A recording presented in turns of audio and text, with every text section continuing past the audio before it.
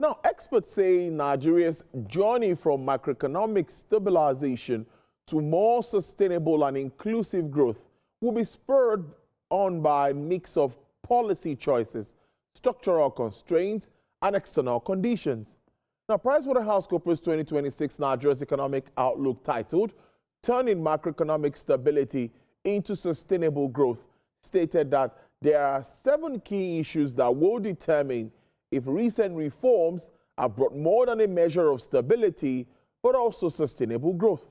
Now, there are 7, but let me identify some of these issues as we begin to understand them in our first conversation today. 1 is strengthening monetary policy effectiveness. For a country dependent on export trades, the ability of monetary authorities to maintain a relatively stable currency will remain a key issue in 2026. Domestic security and social stability pressures. Nigeria continues to grapple with severe security challenges that have significant economic implications. What does this mean for agriculture, food prices? Well, we'll look at it in our conversation. Now, global dynamics and geopolitics.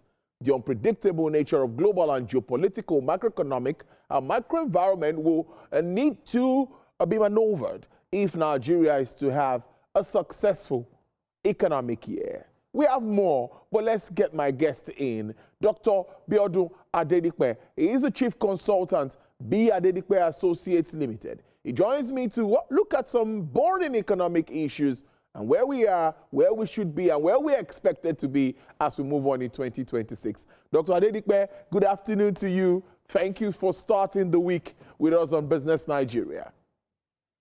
My pleasure to be with you, Tolu. A very good afternoon to you and your lively audience. Thank you so much. Now, according to that report, though really I'm just picking some talking points out of it, anchoring expectations, inflation risk, external shocks will challenge price stability across the board and will be critical for supporting investment, credit growth, and confidence in 2026. Dr. Adedikpe, I know I've highlighted a lot of issues in that one sentence, but what are your thoughts around this and how it shapes 2026 for us in Nigeria? All right, thank you so very much. So we start on that note. But I want to also underscore the fact that in 2025, as you had mentioned earlier on, the Nigerian macroeconomic stabilized. There's no doubt about that. Every data and every analyst acknowledges that. So the real issue for us is, yes, we see some measure of trickle down as well. But how do we deepen this? And then how do we sustain it? That, I think, is the real question for today. Now, you mentioned the issue of inflation, and I want us to also put that in perspective. And that is the fact that inflation in Nigeria has been largely driven by food inflation.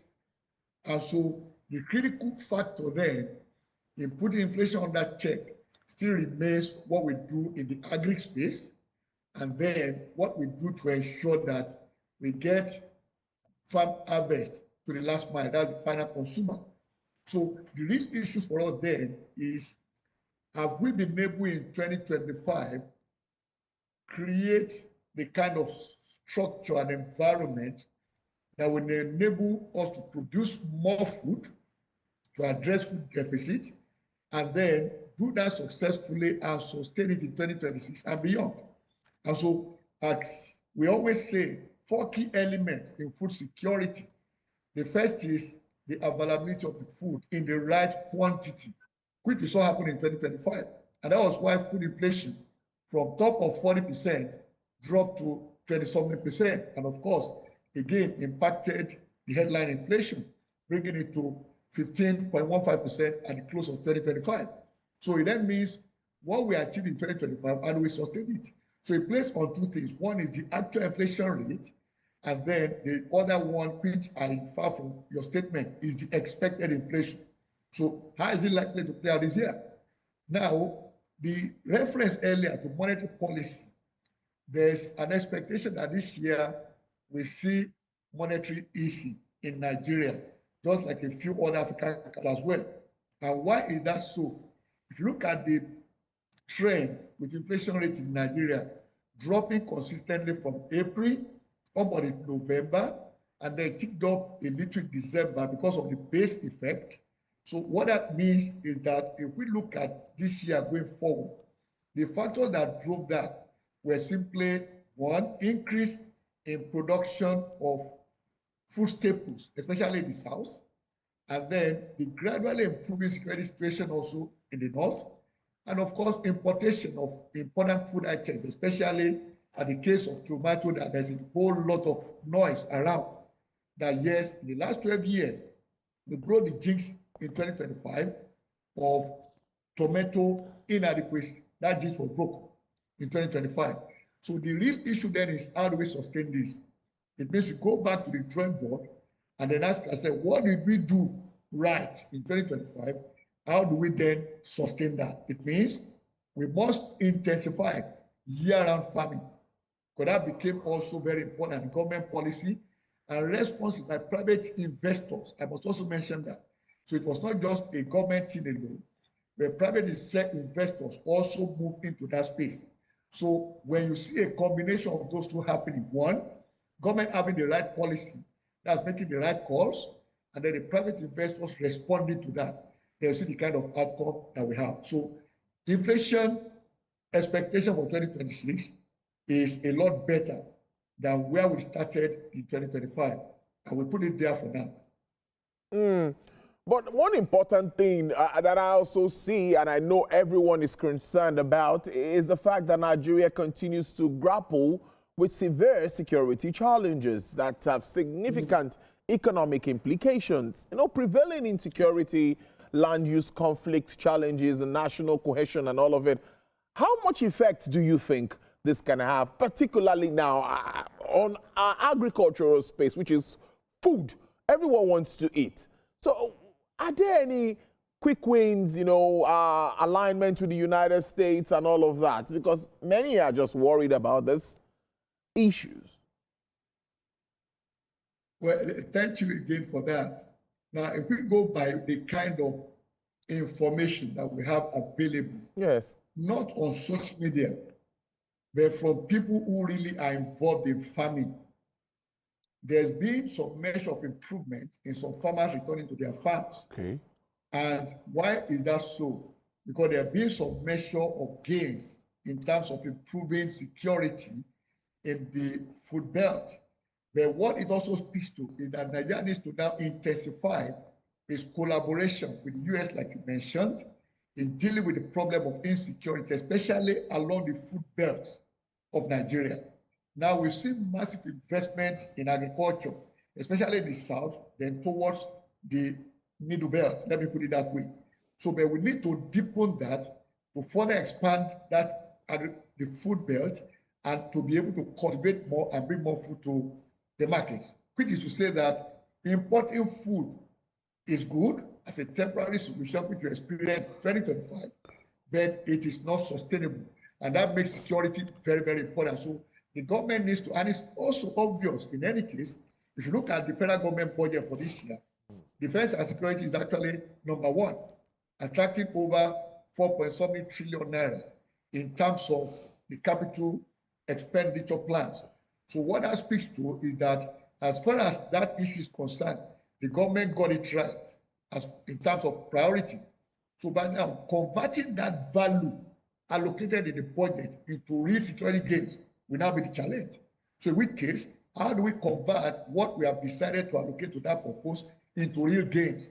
So it means we must deepen whatever we did in 2025 to improve the security environment and also collaboration with US and other international agencies that are involved in the security network. If we do more of that, more farmers will return to their farms than the kind of indication I got just on Saturday, 2 days ago, with respect to that. So if we are able to deepen that, then we make those gains sustainable. And of course, there's also a need to continually let the public be aware of the gains we are making in solving the problem of insecurity. There's a lot more information about insecurity than the gains that the country is making. And interestingly too, you find that mostly the foreign investors are the ones responding to those gains in security. Whereas a lot of us in Nigeria, we don't see them and therefore in our conversations and also in our positioning, we are not taking full advantage of those gains. Well, let's talk about the tax laws. You know, we've seen a lot of developments there, though the NRS has tried to provide detailed clarifications on some key provisions of the new tax frameworks, which includes reliefs for foreign sourced income, taxation of digital services, penalties for defaults, and of course, incentives for research and development.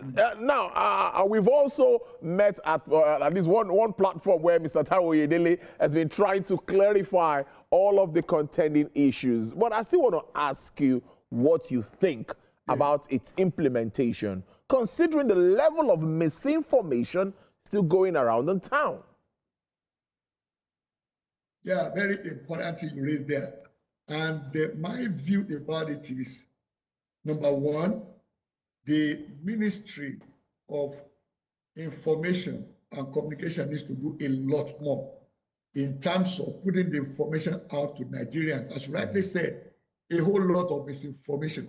And within my own small space, I've had many occasions I dealt with business owners, with private individuals, and even Nigerians in diaspora, especially those in the US that I engage with, okay, on this issue. Now, there's a whole lot of good that came in the tax reforms. But if we don't talk about them, the public will not be aware of those gains. And so I think the government needs to do a lot more in awareness of the gains rather than looking at the negative that are, of course, misinformation being put out there. So there are a lot of reliefs. I think Taro Oyedele and his team, that the reforms committee, are doing a good job in terms of engagement. But we need to see a lot more of that. Let Nigerians understand that this is about social compact. And that means if I fulfill my obligations as a citizen when it comes to taxation, I then have a moral ground to also demand for delivery from the government. So that means there are two sides to it. I can't wait and sit back and say, let government perform first. How will they build roads if I don't pay my taxes? How will they pay civil servants? How will they pay their bills? How will they deliver the infrastructure that I'm very, very, desirable of, unless I pay my taxes? So the more we do that, and also to emphasize the fact that the reforms play more on the side of big tickets. And what do I mean by big tickets? The ultra rich and also companies that create a lot more value within the economic space.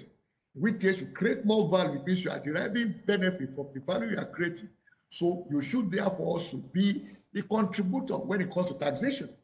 That, in fact, is what we call progressive taxation. People also need to understand that. And also disabuse the minds of people that this is not about small businesses. It is not targeting the low-income people. They mostly are exempted. And so that message needs to be carried strongly into the public space in terms of conversation. Then I put it more on the side of the government agencies in charge of awareness and also in charge of disseminating information.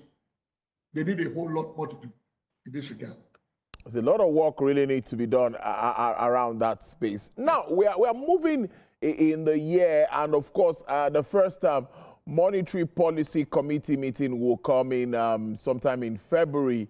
We've also seen a lot of expectations around that meeting. Everyone expects that maybe there will be a shift. Some say no, we might still, considering inflation figures that we see. I'd like you to give your expert view around that, what you think would form conversation around that table when they meet at the end of February. Right. Now, by the time the MPC meets end of February, we would have seen the inflation data for January this year. Yes.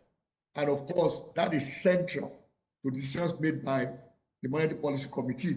But they look at many other things, some of which you mentioned earlier on. Where they typically start is to look at the global environment. What is happening with geopolitics? What is happening with countries aligning and realigning? Of course, in some instances also disengagement. Yeah, we see more of deglobalization That the reversal of globalization, what does that mean?